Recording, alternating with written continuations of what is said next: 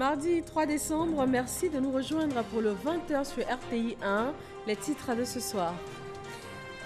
Ouverture ce mardi du 22e sommet extraordinaire de l'UEMOA à Dakar, des travaux présidés par le président Alassane Ouattara.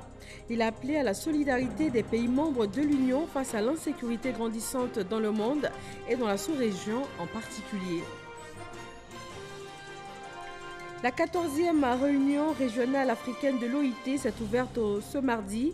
Le directeur général de l'OIT a exhorté les États membres de l'organisation à investir dans les lois, compétences et emplois de demain, notamment l'économie verte, l'économie rurale et les infrastructures. Journée mondiale des droits des personnes en situation de handicap. Depuis 3 ans, le gouvernement procède à un recrutement dérogatoire des personnes en situation de handicap, mais le mouvement n'est pas toujours suivi par les entreprises du secteur privé. Ces personnes handicapées appellent au changement. Environnement pour terminer, l'année 2019 est exceptionnellement chaude selon l'Organisation météorologique mondiale depuis la COP25 de Madrid. 2019 pourrait même être la deuxième année la plus chaude jamais enregistrée. Bienvenue, bonsoir à tous. Dans l'actualité, ce mardi, le 22e sommet extraordinaire de l'UEMOA, l'ouverture des travaux a été présidée par Alassane Ouattara, président ivoirien et président en exercice de la conférence des chefs d'État et de gouvernement de l'UEMOA. Le point de Jérôme Kofi Abolin, envoyé spécial de RTI 1 à Dakar. L'UEMOA a une session extraordinaire. C'est la 22e du genre tenue ce mardi 3 décembre 2019 à Dakar, la capitale sénégalaise. Une rencontre qui s'est particulièrement penchée sur la situation sécuritaire dans la sous-région après les récents événements qui se sont déroulés au Mali et au Burkina Faso.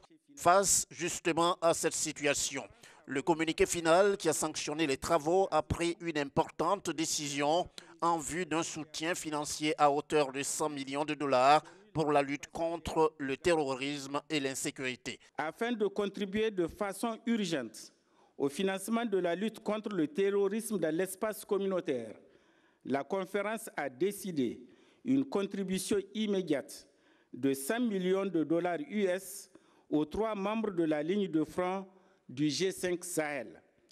Cette contribution s'inscrit dans le cadre de l'engagement pris par l'UEMOA pour participer à hauteur de 500 millions de dollars US au financement du plan d'action de la CEDEAO pour lutter contre le terrorisme dans l'espace CEDEAO sur la période 2020-2024. Pour la mobilisation de ressources financières conséquentes sur le moyen terme destinées à poursuivre la mise en œuvre du plan d'action suscité, la conférence a adopté un acte additionnel instituant un fonds régional de sécurité. C'est le président de la République de Côte d'Ivoire, Alassane Ouattara, qui a présidé les travaux en tant que président en exercice de la conférence des chefs d'État et de gouvernement de l'UEMOA. À cette occasion, il a lancé un appel à la solidarité des pays membres de l'Union dans le combat contre ce fléau qu'est l'insécurité. Nos assises se tiennent dans un contexte où, en dépit des avancées que nous enregistrons au plan économique, les menaces à la paix et à la sécurité se font de plus en plus pressantes. J'en veux pour preuve les crimes odieux perpétrés qui ont endeuillé ces derniers mois certains de nos pays frères. La situation que traversent nos pays rappelle plus que jamais l'importance de la solidarité entre les États membres de l'Union et le défi majeur que constitue l'insécurité pour atteindre les objectifs de développement de notre Union. Je voudrais, en votre nom, à tous, saluer l'action du comité de haut niveau sur la mise en œuvre du chantier paix et sécurité placé sous le leadership du président Macky Sall. Je tiens également à saluer les initiatives prises qui concourent à rendre opérationnel le G5 Sahel. Ces avancées sont absolument nécessaires pour faire face aux menaces afin de nous permettre de relever ensemble le défi de la stabilité, de la paix et de la sécurité dans notre Union. L'UEMOA est composé de 8 pays, à savoir la Côte d'Ivoire, le Burkina Faso, le Bénin, le Togo, le Mali, le Niger, la Guinée-Bissau et le Sénégal. Tous ces pays ont été représentés à cette session extraordinaire de l'Union par 6 chefs d'État et 2 chefs de gouvernement. Le chef de l'État a regagné Abidjan ce soir. Mais avant, il a participé à la conférence internationale sur le développement durable et la dette soutenable. Les dirigeants africains, notamment ceux de l'Afrique de l'Ouest, se sont retrouvés hier lundi et le président Alassane Ouattara a indiqué que la transformation des produits agricoles comme le cacao pourrait aider à faire face à la question de la dette. Chiram Kofi Abola. Le Sénégal, en sa qualité de pays co-organisateur de cette conférence avec le FMI, c'est par conséquent le chef de l'État sénégalais Macky Sall, soutenu par la directrice générale du Fonds monétaire international, Kristalina Georgieva, qui a eu l'honneur de présider la séance. Il a saisi cette occasion pour saluer la pertinence du thème choisi à cet effet.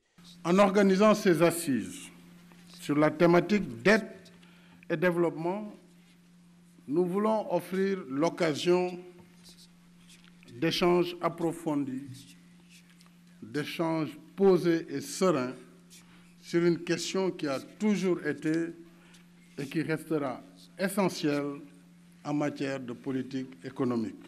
En effet, dans l'histoire des nations, la question de la dette des États a souvent nourri interrogations et débats, voire controverses, aussi bien entre spécialistes qu'au sein des opinions publiques.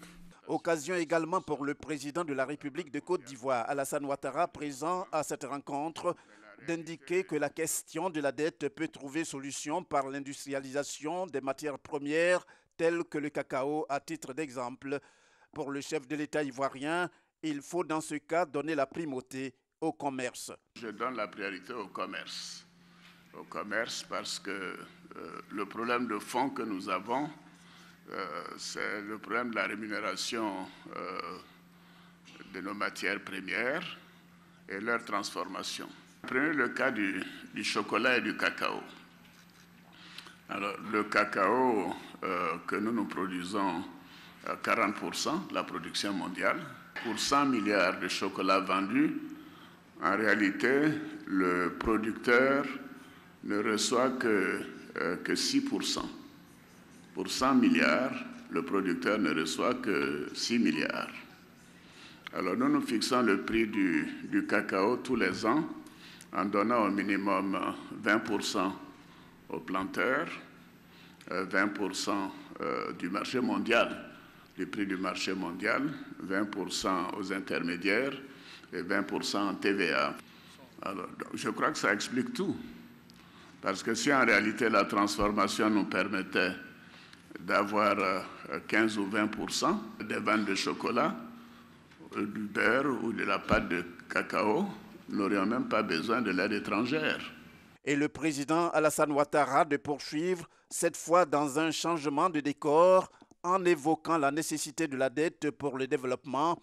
Il a toutefois précisé que cela doit se faire de manière raisonnable. C'est important de s'assurer de la viabilité de la dette et des finances publiques, bien sûr tout en tenant compte des nouvelles réalités, notamment sécuritaires. Donc je considère qu'on ne peut pas éviter de s'endetter, mais je le répète, je préfère moi mettre l'accent sur les investissements privés.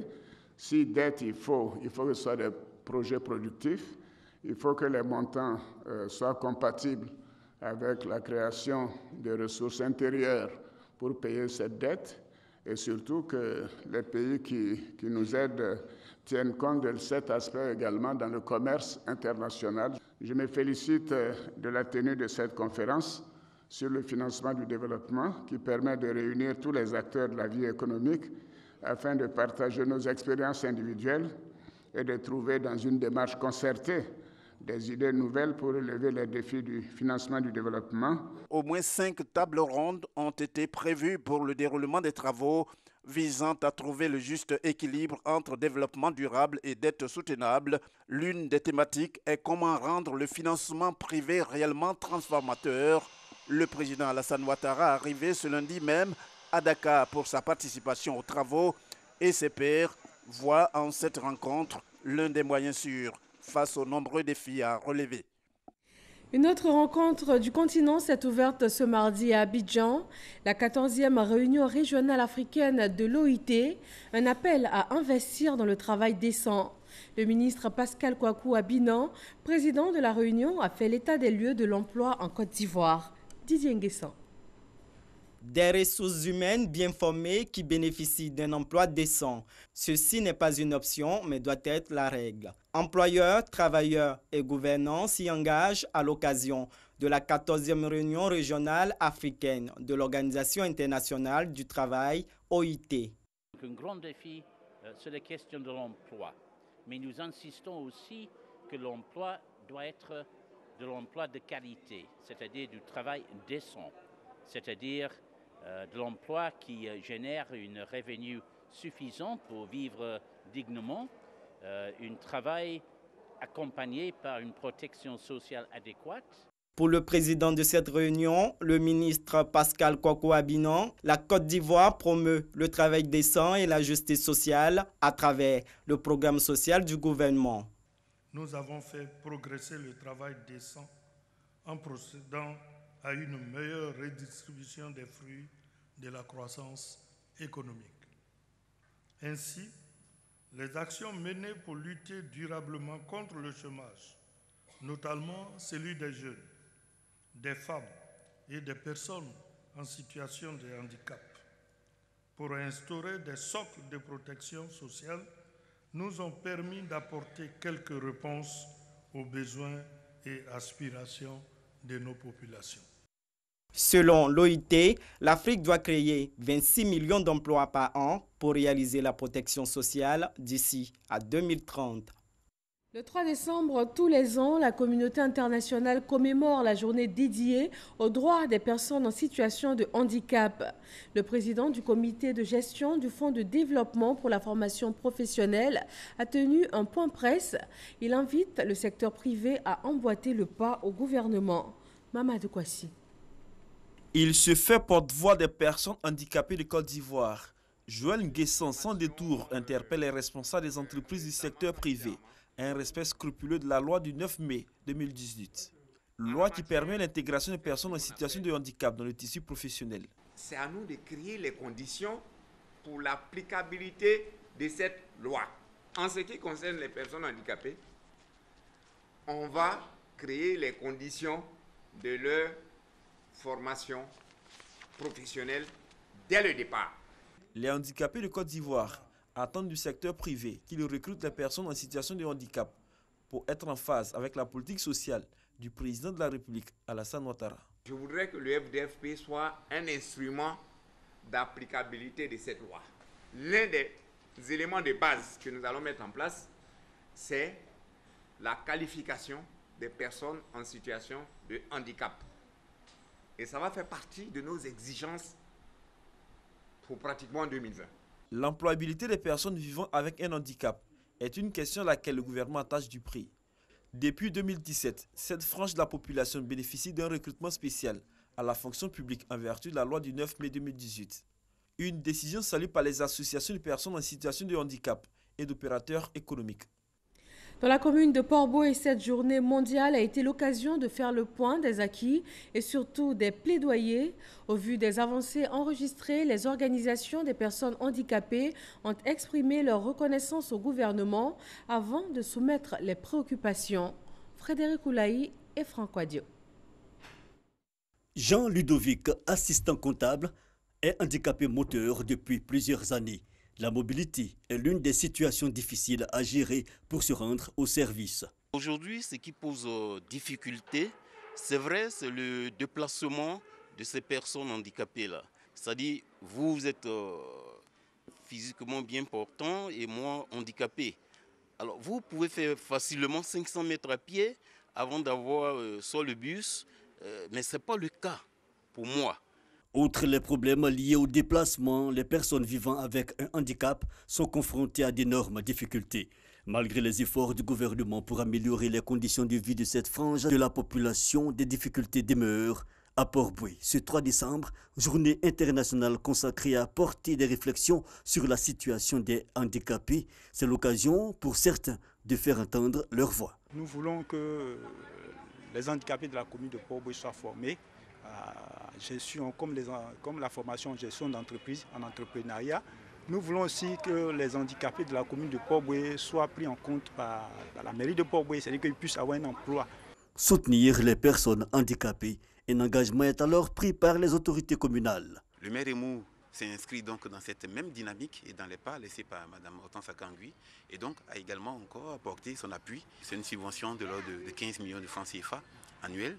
Ce n'est pas grand-chose, nous en sommes bien conscients, mais c'est un premier pas pour soutenir cette association vaillante. Dans un sens plus large, la Confédération des organisations des personnes handicapées de Côte d'Ivoire félicite l'État ivoirien pour les recrutements dérogatoires, sans oublier de plaider pour l'égalité des chances. Nous encourageons également le gouvernement, le secteur privé, les partenaires au développement à poursuivre et intensifier les efforts dans le sens de l'inclusion des personnes handicapées. Selon les statistiques publiées récemment par le ministère de l'Emploi et de la Protection sociale, 1095 personnes en situation de handicap ont intégré la fonction publique grâce au recrutement dérogatoire. Dans la région du Hambol, Satama Sokoro et Satama Sokura, deux localités de Dabakala, vont bientôt voir un de leurs plus grands souhaits réalisé. Le président Alassane Ouattara, lors de sa récente visite d'État dans le Hambol, a annoncé le bitumage de la route venant de Bouaké et traversant les deux localités. Eugène Atoubé. Satama Sokoro, un visuel à l'entrée de la ville souhaite la bienvenue aux visiteurs. Venant de Bouaké et traversant le Flemzi, il aura fallu 60 km de route poussiéreuse sur laquelle n'apparaît aucun obstacle majeur. Rarement emprunter l'axe Bouaké-Satama Sokoro aura été aussi aisé depuis l'existence de cette route. Usagers et populations de Satama Sokoro ont encore le souvenir de leur parcours du combattant. Impraticable. Avec la voiture, vous ne pouvez pas, même les 4x4 ne pouvaient pas. C'est les voies qui ont été abandonnées depuis plusieurs années, on ne sait pas. 20 à l'heure, 30 à l'heure. On n'est même pas voulu arriver même 50 à l'heure, 40 à l'heure. Vraiment, c'est même chose, ça nous fatigue. En dépit de la difficulté d'accès à leur village, c'est toujours le cœur empli de joie que les filles, fils et cadres de Satama Sokoro retournent chez eux. Un retour chez soi, pas souvent fréquent, mais toujours favorisé par la survenue d'événements heureux, comme lors de la visite du président de la République Alassane Ouattara dans cette localité. Ce jour du 29 novembre, Satama Sokoro a fait montre d'une mobilisation exceptionnelle, comparable à la période durant laquelle, chaque année, depuis 2016, Satama Sokoro accueille son festival annuel, le Djamala Koya. Satama Sokoro, à ce moment particulier, devient le lieu de convergence de ces filles, fils et cadres, venus communier à la faveur des mariages collectifs. C'est notre village. Il faut être fier de ton village, quel que soit l'axe qui vient chez toi. Donc on a vu tous nos sœurs à venir au village, à assister au Djamala Koya. On veut vraiment qu'on nous aide pour la route. C'est un peu à l'image du Pakunu, en pays baoulé, disons. Nous avons voulu mettre en relief, en exergue, la culture Djamala. Le festival Djamala Koya est pour Satama Sokoro un moyen de défense et d'illustration de la culture Djamala. Ce peuple est réparti dans deux sous-préfectures, à savoir Satama Sokoro et Satama Sokora, la petite sœur, selon la population de Sokoro. Les deux localités ont toujours entretenu des rapports de saine concurrence. Satama Sokora est une petite ville paisible où les populations sont encore confrontées à de nombreux manques en termes de développement. Malgré l'existence d'infrastructures socio-économiques de base, la vie y est dure et, chose frappante, Satama Sokora n'abrite plus de marché depuis plus de 20 ans. Quand la traite de l'Anakada arrive comme ça, là, les coupeurs de route prennent la route. Et quand tu dois voyager, tu as tout un problème pour voyager si tu as une grosse somme sur toi. C'est tout un problème. Si tu peux avoir une institution bancaire pouvoir gérer notre argent ici, ça serait très bon. Nous avons besoin de revoir les artères de la ville par rapport au bitumage. Nous aurons souhaité avoir un marché à Satama-Sokora. La jeunesse qui est au chômage, on n'a absolument rien à Satama-Sokora pour les occuper. Et donc nous souhaiterons que l'État fasse un effort pour essayer de donner du boulot à nos enfants. Les besoins de Satama-Sokora et les préoccupations de la voisine Satama-Sokoro se répondent. Les deux chefs-lieux de sous-préfecture, distants de 22 km, assurent le rôle de miroir du peuple Djamala.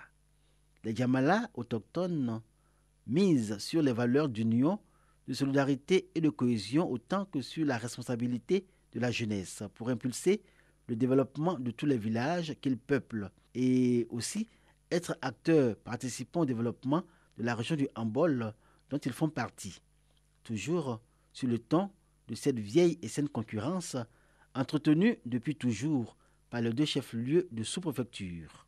C'est ceux qui ont construit Satama-Sokora qui sont encore venus construire Satama-Sokora. Donc c'est dire que c'est la même famille, mais chacun veut aller de l'avant. C'est le développement que chacun de nous cherche. Par la rivalité entre Satama-Sokora, on a essayé de nous battre. Donc je demande aux jeunes aussi aujourd'hui, beaucoup doivent rester pour se reconvertir. L'agriculture peut nous nourrir, l'élevage peut nous nourrir. L'optimisation des ressources pour les jeunes, à savoir leur donner des opportunités d'emploi, surtout lutter efficacement contre l'exode rural. Si ces conditions sont remplies, je pense que nous pouvons aller à l'émergence avec nos concitoyens. La route précède le développement. Vérité bien d'actualité dans les campements, villages et hameaux que peuplent les Djamala. Et pour ce qui est vu, le bitumage de l'axe Bouaké-Satama-Sokora est pour le pays Djamala une perspective de progrès et un signe d'espoir. Cet espoir tient de ce que les Djamala font le vœu que le bitume Katula Dabakala, siège du pays Guimini, soit prolongé jusqu'à Satama-Sokora. Cela permettra le désenclavement du pays Djamala et pourra rendre encore plus facile les relations de tous ordres entre les peuples Guimini et Djamala. Tout comme ce projet de bitumage qui va bientôt démarrer, de nombreux chantiers sont en cours, avec certains déjà réalisés à Biankouma, de l'ouest de la Côte d'Ivoire. Les habitants et natifs de cette ville de la région du Tongpi se sont félicités de ce développement qui améliore sensiblement leur quotidien. Francis Boifo. Elles se sont donné rendez-vous au pied du Mont Bian, dans la région du Tongpi, à l'ouest de la Côte d'Ivoire, pour célébrer le président Alassane Ouattara. Les populations des départements de Man, Biankouma, Sipilou, Danane et Zouanougne sont reconnaissantes au chef de l'État pour ses actions de développement dans la région et particulièrement à celle du département de Biankouma. Grâce à lui aujourd'hui à Biankouma, les femmes sont heureuses. Les femmes ont reçu le don de la première dame, Mme Dominique Ouattara, fonds Faxi à la COPEC de Biankouma. Et aujourd'hui, les femmes bénéficient de ça. Les femmes aujourd'hui sont épanouies par rapport à ce fonds-là.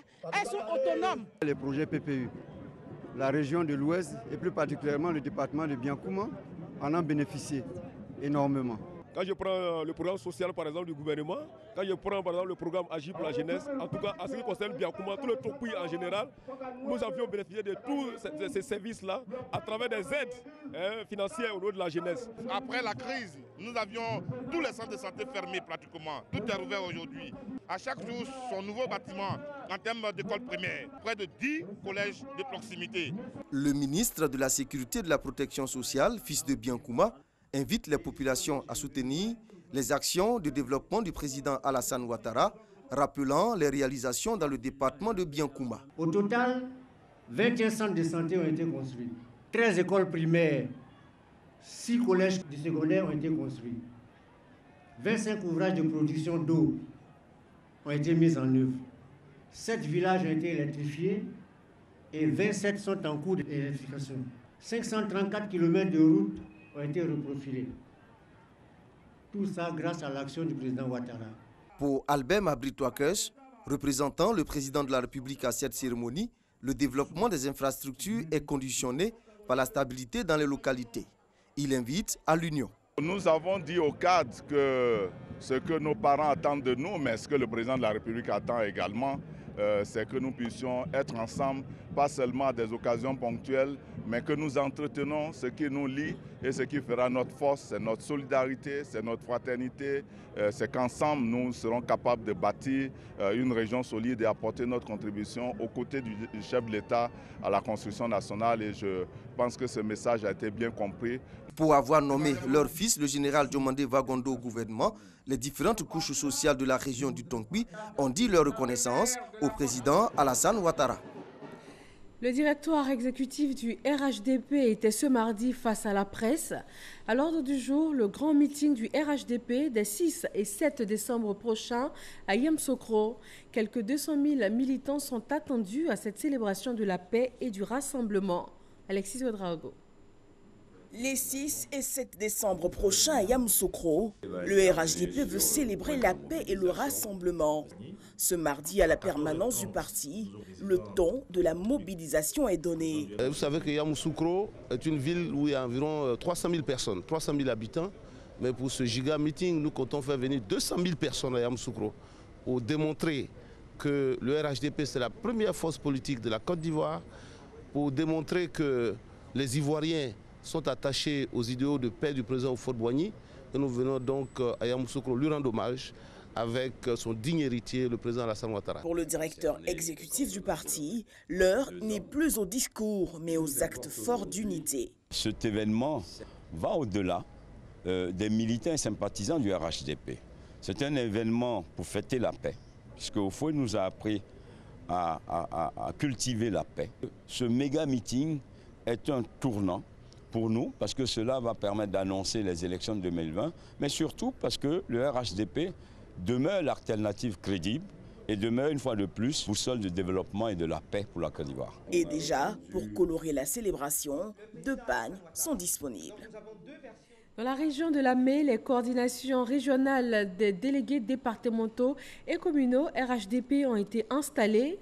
Leur feuille de route est claire, mobiliser les militants en vue des prochaines échéances électorales. Moussa Konaté. En route pour Adzopé, où les militants du RHDP de la région de la Mai se sont donné rendez-vous. Les représentants du directoire du RHDP sont allés installer les coordinations régionales ainsi que les délégués départementaux, sous-préfectoraux et communaux. Nous avons, au terme, n'est-ce pas, de l'investiture, donné la feuille de route, donné les consignes aux coordonnateurs et ses associés, aux délégués et leurs associés pour qu'ils fassent ce travail dans l'entente, dans le rassemblement et dans la cohésion. Cette investiture marque une nouvelle étape dans la redynamisation du RHDP dans cette localité. C'est ce que nous attendions pour pouvoir décliner cette organisation jusqu'au plus bas niveau de l'échelle de l'organisation du RHDP au sein de la région de la Mai et nous mettre en ordre de bataille pour commencer à investir hameaux, villages, sous-préfectures, départements et commencer à expliquer le sens de notre engagement, le sens de notre combat pour le développement de la Côte d'Ivoire. C'est aujourd'hui véritablement que notre mission commence. Et nous n'allons pas attendre, nous allons investir le terrain pour porter le message de paix, de cohésion, de stabilité, pour un développement harmonieux de la Côte d'Ivoire que le président de la République, son Excellence Alassane Ouattara, prône et qui nous inculque. On parle environnement et changement climatique. L'année 2019 est exceptionnellement chaude. Selon l'Organisation météorologique mondiale, depuis la COP25 de Madrid, 2019 pourrait même être la 2e année la plus chaude jamais enregistrée. La semaine dernière, l'ONU annonçait déjà des concentrations records de gaz à effet de serre dans l'atmosphère en 2018.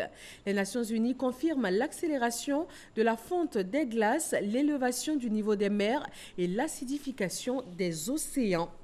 Rappelons pour terminer que le président Alassane Ouattara a regagné Abidjan ce soir en provenance de Dakar, où il a pris part lundi à la conférence internationale sur le développement et la dette soutenable co-organisée par la présidence de la République du Sénégal et le Fonds monétaire international en partenariat avec les Nations Unies et le Cercle des économistes.